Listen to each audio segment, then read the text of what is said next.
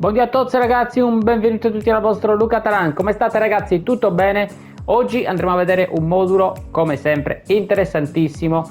Ho fatto una piccolissima modifica al modulo della settimana scorsa, è sempre premessa un modulo brutto, un modulo brutto da vedere ragazzi, ma molto funzionale. No, dico brutto perché la settimana scorsa abbiamo parlato, per chi se la fosse perso, dei moduli brutti, quindi delle tattiche brutte però che comunque sono vincenti. E questo ragazzi, come quello della settimana scorsa, è un modulo che ne dà la prova, un modulo che mi ha portato in Division 2, stiamo piano piano tornando verso la Divisione 1, purtroppo io sto giocando poco, di conseguenza non ho tantissimo tempo per scalare, poi con le continue modifiche comunque che per portare a voi diciamo sempre nuovi contenuti mi tocca fare, di conseguenza capite bene che è facile anche comunque prendere sconfitte o subire in alcune partite anche magari con avversari non più forti però comunque rispettabili, ma allo stesso tempo ovviamente cambiando di continuo è ovvio che la cosa un pochino si complica, motivo per il quale appunto vi consiglio di non cambiare. Andiamo subito ragazzi a vedere il modulo, quindi una volta che avete trovato il modulo ragazzi lasciatelo, questo è un modulo che vi può dare ispirazione. La settimana scorsa era un modulo con la difesa 3, mentre questa settimana siamo passati con la difesa 4. Ho fatto diciamo una variante comunque per chi magari gli piace di più giocare con la difesa 4, perché ovviamente non tutti siamo dei fan della difesa 3. Con la difesa 4 invece magari siamo un pochino più coperti, poi andremo a vedere anche le istruzioni individuali, ma comunque ragazzi un modulo sempre iperoffensivo, sempre diciamo dove c'è comunque anche molto palleggio, dove c'è comunque grande fluidità di manovra perché abbiamo tante persone in tutte le zone del campo. Andiamolo subito ad analizzare. Io partirei dal portiere ragazzi, io ho Petr Cech, ma ragazzi potete utilizzare un po' chi volete, ve lo dico sinceramente, perché il portiere diciamo che è il ruolo che forse incide meno nel modulo, mentre gli altri ruoli ragazzi secondo me sono fondamentali e vi spiego il perché.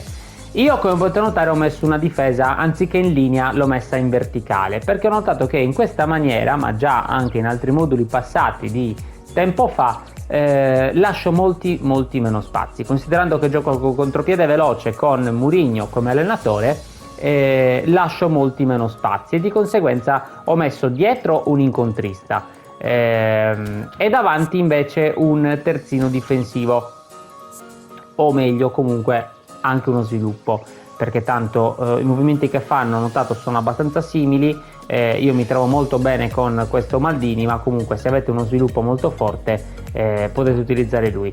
Le caratteristiche di tutta la difesa, così diciamo andiamo un pochino più veloce sugli altri giocatori, quali sono? Sono la velocità, il comportamento difensivo, quindi velocità sempre sopra gli 88-89, mi raccomando ragazzi non mettete giocatori che hanno 75 di velocità, 80, perché con l'attuale gameplay, con gli attaccanti veloci che ci sono in giro ragazzi veniamo bruciati all'istante. Tra l'altro come avete potuto notare hanno migliorato i passaggi filtranti, quindi i giocatori che fanno i passaggi filtranti, che sono bravi tecnicamente, hanno diciamo un potenziale in più, di conseguenza se abbiamo un difensore veloce riusciamo magari un minimo a recuperare, se abbiamo uno lento buonanotte, baci e abbracci. Quindi dicevo, velocità, contatto fisico, salto, ok, tutti i vari parametri insomma da difensore. La tecnica possiamo anche un pochino tralasciarla, lui è abbastanza discreto anche tecnicamente per dire che è un difensore, ma qualora fosse anche qualche parametro in meno va benissimo uguale. La difesa però sempre ragazzi sopra i 90-91, ragazzi stiamo parlando comunque di difensori, devono difendere principalmente. Colpo di testa, e come potete notare anche gli altri giocatori che ho sono un po' su questa riga, nel senso che velocità, contatto fisico, colpo di testa, difesa, quindi lui ad esempio un pod settimanale, quindi un giocatore reperibilissimo da tutti, e come potete notare appunto ha questi parametri che vi sto dicendo. A sinistra ci mettiamo invece uno sviluppo poiché la difesa ragazzi è una finta difesa 4, giochiamo a 4 ma è una finta difesa 4 e quindi ci devono essere almeno due ragazzi, due difensori che rimangono qui a fare da filtro, a fare un po' da muro, perché altrimenti si creerebbe una squadra iperoffensiva, magari è vero, dove ci porta a fare tanti gol ma anche a prenderne tanti. Quindi mi raccomando, dobbiamo essere sempre bilanciati, sempre diciamo in condizione comunque da poterci anche difendere qualora veniamo comunque attaccati dalle fasce, qualora veniamo attaccati centralmente, dobbiamo essere sempre pronti anche quindi a difenderci. Poi soprattutto col contropiede, che la difesa è molto alta. Anche lui questi parametri che vi ho già elencato, non sto a ridirveli, ma comunque guardate un po' la carta, ha quei parametri famosi. Certo, le leggende forse esaltano un po' questo discorso che io sto facendo, ma ci sono anche comunque post settimanali o altri tipi di giocatori, insomma, che ogni tanto escono nel gioco, contratti mirati e via dicendo, che si avvicinano parecchio. Io utilizzo loro perché ho avuto la fortuna negli anni di vincere alcune di queste carte, ma comunque ci sono, ripeto, dei giocatori che si avvicinano molto molto bene. Cafu invece terzino offensivo, lui è l'arma in più sulla difesa, è lui che ci rende la difesa a 4 ma finta, perché lui è un terzino offensivo, un terzino molto di spinta, bravo tecnicamente, che ha anche un bel calcio, infatti tanto che mi fa comunque spesso diversi gol. Velocità, accelerazione, difensivamente comunque un minimo deve anche lui difendere, perché parliamo pur sempre di un terzino. Niente, questi sono i parametri, ragazzi. Io vi consiglio, se non avete Cafu, comunque di metterci un terzino offensivo e non mattatore, ma comunque che si avvicini un pochino, quindi velocità almeno sui 90, 92, 93, difesa pressappoco simile, tecnica idem, comunque deve avere magari non 84 ma anche un 77-78 può andare bene, dribbling più o meno sugli 80 può starci, controllo palla lo stesso 85 può andare benissimo, e poi quindi ragazzi comunque che sappia fare il suo ruolo bene, perché ripeto, questa è un'arma in più. Come potete notare, questo modulo è abbastanza centrale. Sì, è vero, qui in attacco un pochino si allarga con le 2 seconde punte che talvolta appunto vanno un po' ad allargarsi, però comunque fondamentalmente, ragazzi, è un modulo abbastanza fatto bene appunto per palleggiare, per attaccare per vie centrali principalmente. Se dovessimo giocare con vie laterali, quantomeno dovremmo allargare le 2 seconde punte e renderle esterni. In mediana invece, ragazzi, ci mettiamo un bel Patrick Vieira, uno, come già detto tante volte, dei mediani più forti del gioco. Sono uscite di recente anche altre carte molto molto interessanti, ma lui comunque per me rimane sempre uno dei più forti, nonostante ormai sia una carta un po' vecchiotta. Anche lui velocità, ripeto, per me la velocità, ragazzi, è uno di quei parametri fondamentali durante le mie build, è uno di quei parametri che cerco sempre di livellare abbastanza bene. La difesa, ragazzi, comunque deve essere importante, perché parliamo pur sempre di un mediano, quindi deve fare molto filtro, lui lo fa molto molto molto bene. Tecnicamente non è male, certo c'è di meglio, passaggio rasoterra 82 e alto 81, per dire che un mediano comunque dove spesso e volentieri gli capita di impostare l'azione non è il top, però vicino a lui, come potete notare, ho Pirlo. Quindi ho messo, diciamo, un centrocampo abbastanza solido e compatto, ma allo stesso tempo anche di qualità, perché comunque Vieira ci dà appunto la compattezza, ci dà la sostanza, il fisico a centrocampo, ok, mentre Pirlo con le sue movenze magiche appunto da classico regista, da classico appunto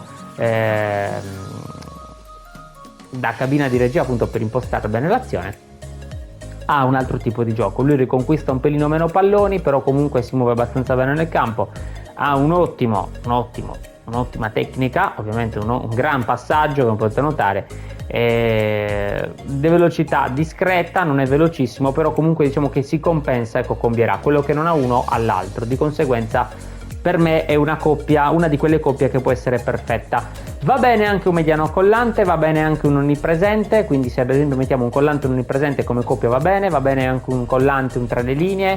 Io le ho testate un po' tutte queste soluzioni e ci possono tutte quante stare. Alternativa a Pirlo o a Vieira, io vi consiglio magari a questo punto di metterci un Davids, un Makelele se avete delle leggende, un Kanté, ecco, se vogliamo magari passare a giocatori più facilmente reperibili.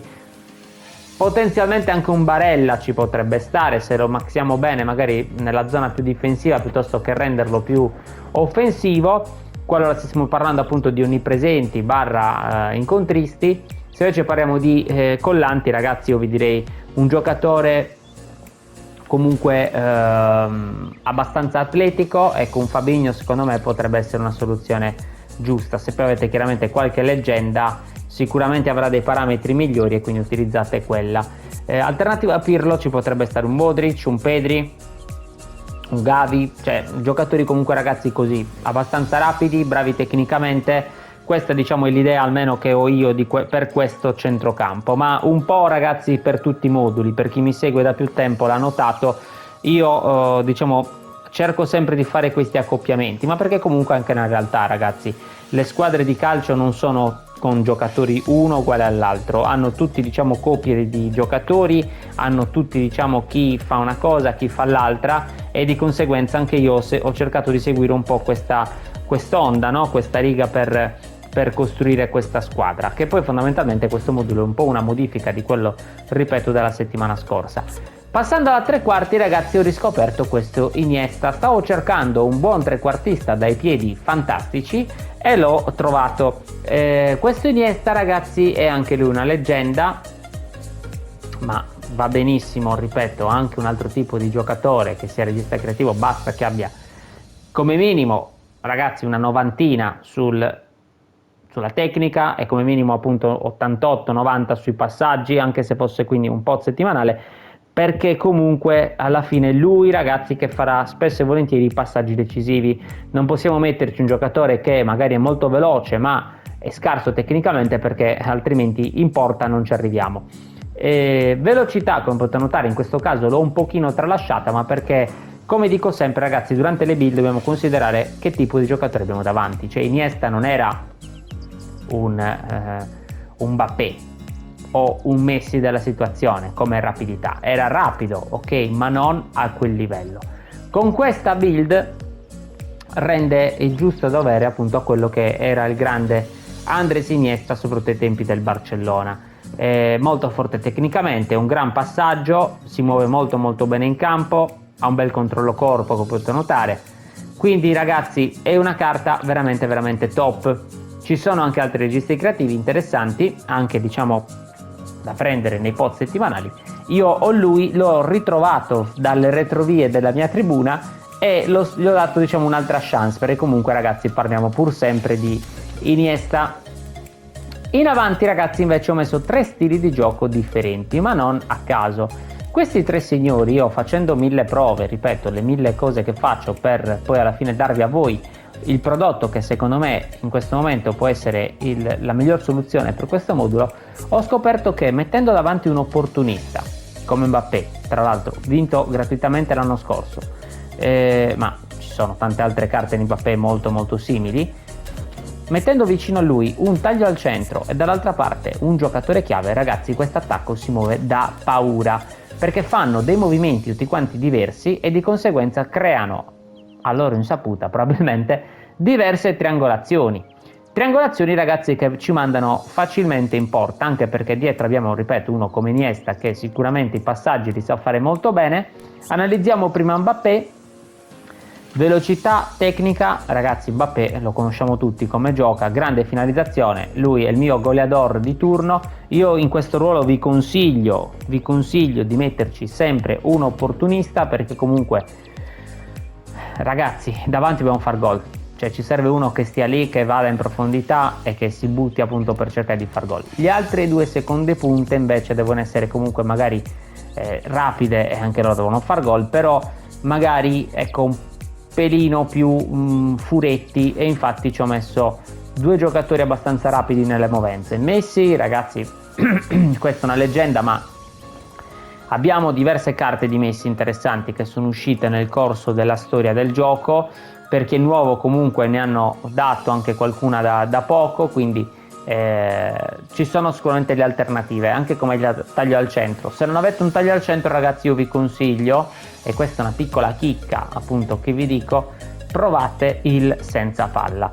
Ragazzi, il senza palla in questo modulo fa veramente i buchi in mezzo al campo, o meglio nella difesa avversaria, perché ha quelle movenze appunto che si fa trovare spesso e volentieri libero. Se avete un giocatore rapido, veloce, che comunque ha una buona finalizzazione, ragazzi, vi fa vi fa veramente divertire, vi fa sicuramente creare diverse occasioni da gol.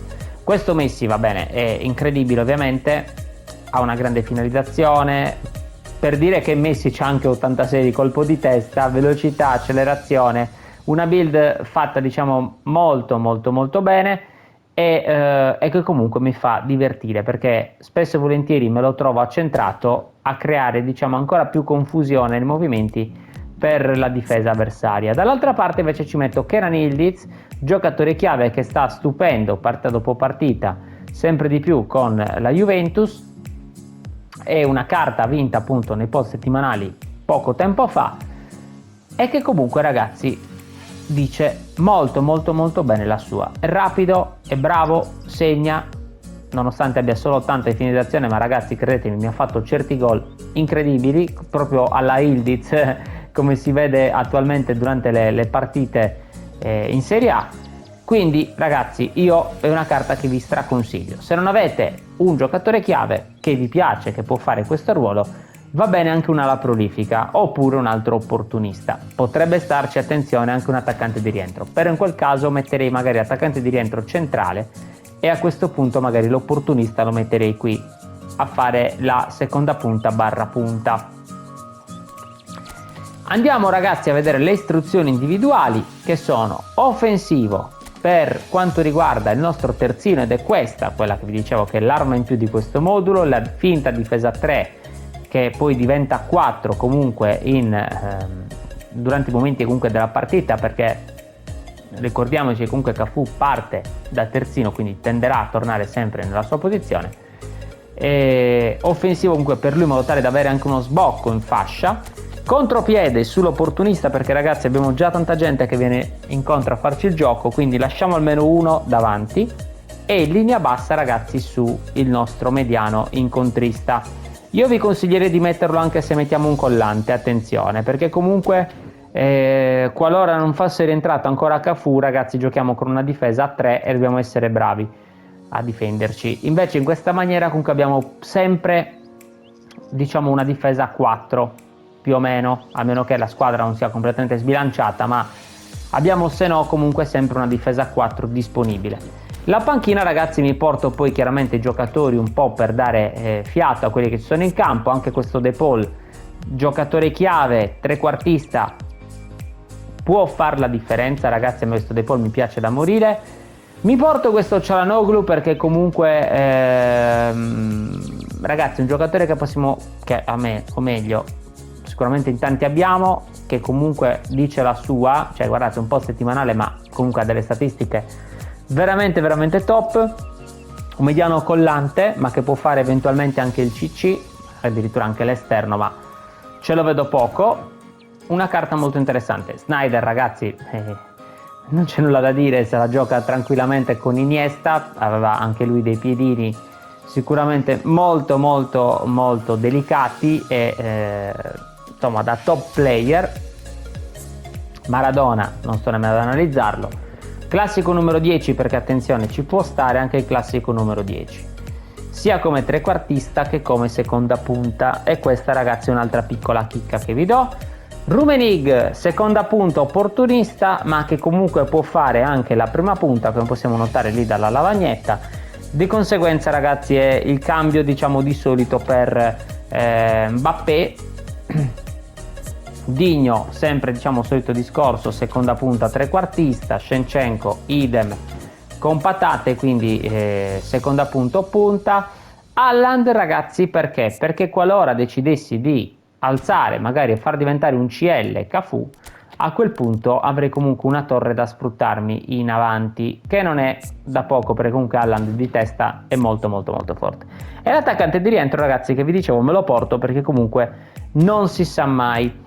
Se non avete un classico numero 10 all'altezza delle vostre aspettative, io vi consiglio di portarvi eventualmente un'altra ala prolifica, perché comunque l'ala prolifica da seconda punta come questo Digno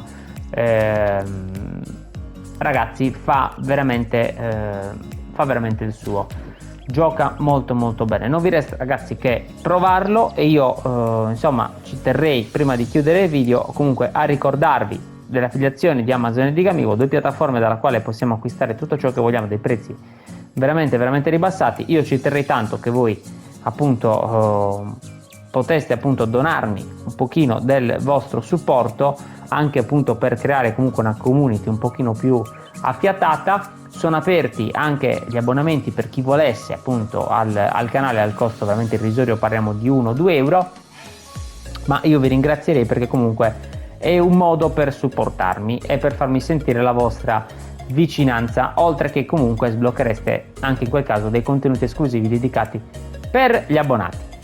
Provatelo ragazzi in campo, mi raccomando, vi aspetto nei commenti di cosa ne pensate. Alla prossima dal vostro Luca Taran, ciao!